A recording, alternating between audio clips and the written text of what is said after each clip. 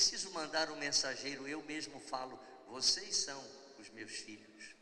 E o quanto a graça dele acompanhou um sem número de famílias, de pessoas, de indivíduos, de comunidades, de paróquias, pelas agruras da vida, em meio a tantas dificuldades, mas sempre crescendo na fé, os embates da vida. Olhar isso para nós hoje surpreende e deve nos encantar, porque é a obra de Deus. E diante da obra de Deus, nós não podemos jamais perder o encanto, sob o risco de nos tornarmos envelhecidos e estéreis.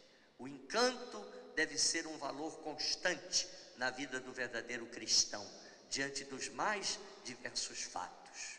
Depois, fazendo-nos olhar isto, ele nos colocou então na perspectiva do ideal para o qual ele nos empurra com seu amor. O ideal da igreja santa, da igreja renovada, da igreja purificada, convertida, da igreja fidelíssima, da igreja mártir, da igreja profética. Foi através do livro do Apocalipse, se prestar atenção. A beleza da descrição da Jerusalém celeste evoca exatamente a proposta que o Senhor nos faz, de relançar o nosso caminho, a partir desta manhã, de relançar o nosso caminho com igual ardor, com igual entusiasmo, sem medo das provações, dos desafios. E para tanto, vejam com que carinho nosso Senhor abriu o seu coração diante de nós e revelou da sua intimidade a extraordinária delicadeza do seu amor e da sua força.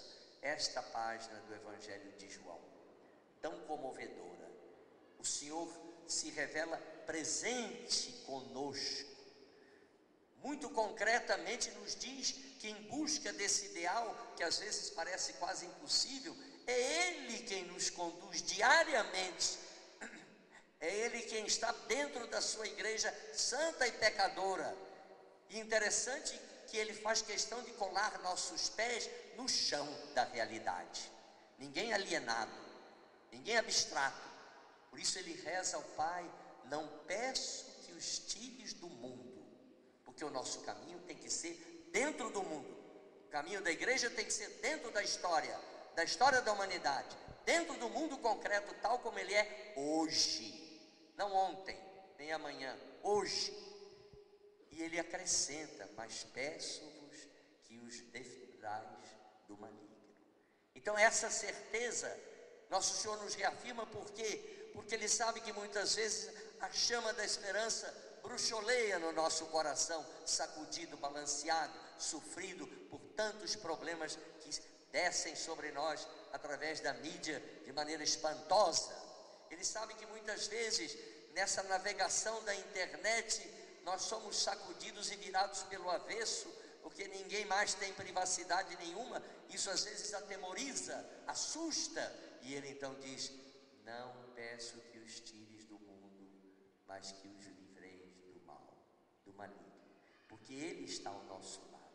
E aí insiste em que essa consagração dele se transmita para cada um de nós no dia a dia, como fonte de santificação na verdade, porque abraçar essa verdade que é Ele, não é uma teoria, não é uma ideia, é a pessoa divina do Senhor Jesus.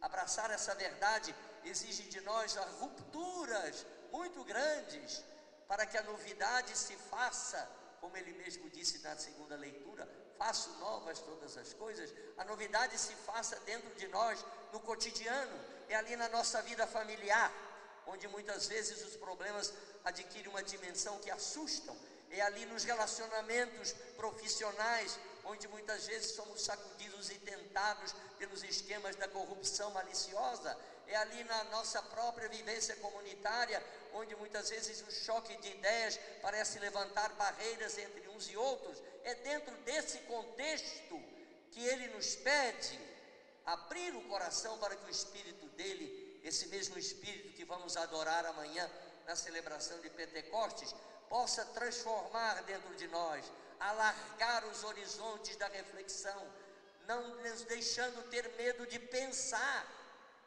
Pensar hoje se faz urgente ao cristão verdadeiro. O que está acontecendo na minha vida? O que está acontecendo ao redor de mim? O que está acontecendo na sociedade? O que está acontecendo no mundo? Que essa história toda que a mídia joga diante da minha cara a cada momento, mas o que é isto?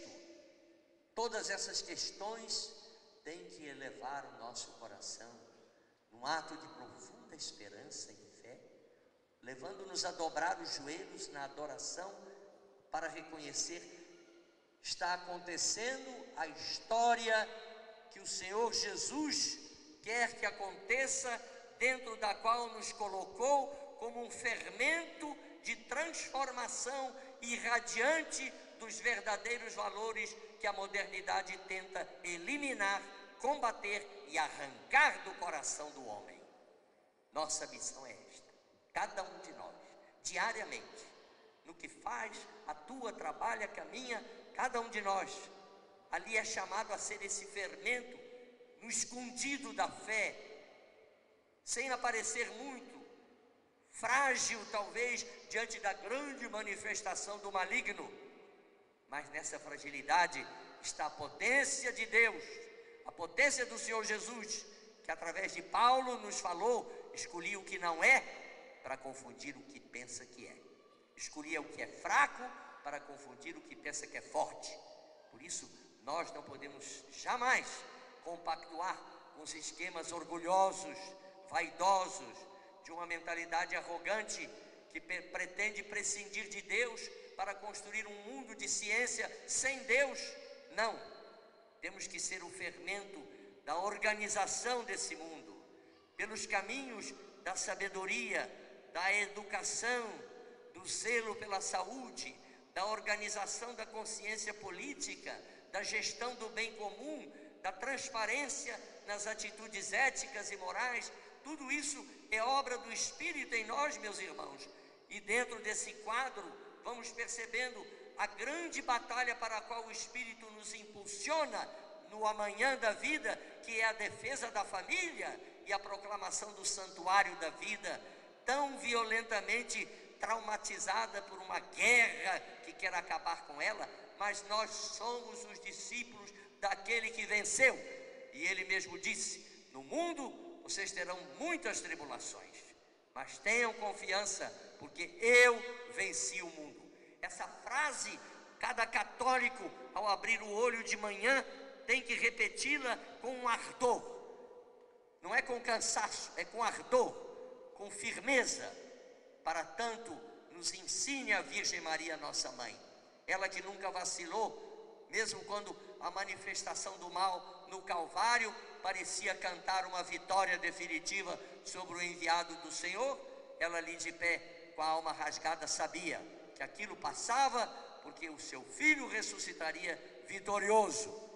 Nos ajude ela também a olhar o amanhã, para o qual nos dirige o Espírito Santo.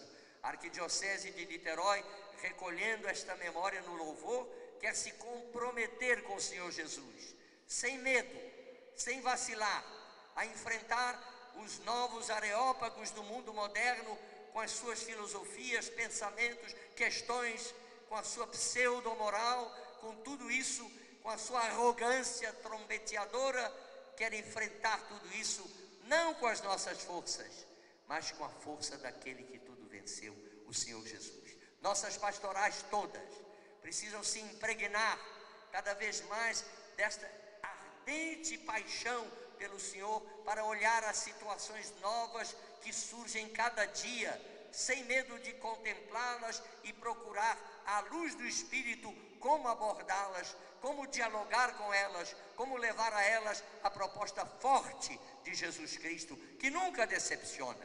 Portanto, meus amados irmãos e filhos muito queridos, que esse nosso Te Deum, jorrado do seio da Eucaristia que ora celebramos, explicite diante do Senhor, saída do fundo do nosso coração, esta afirmação de confiança humilde: Senhor, eis-nos aqui, enviai-nos, fortalecei-nos, para que possamos consumir até a última gota do nosso sangue anunciando que só vós sois o Senhor, para a glória de Deus Pai. Amém.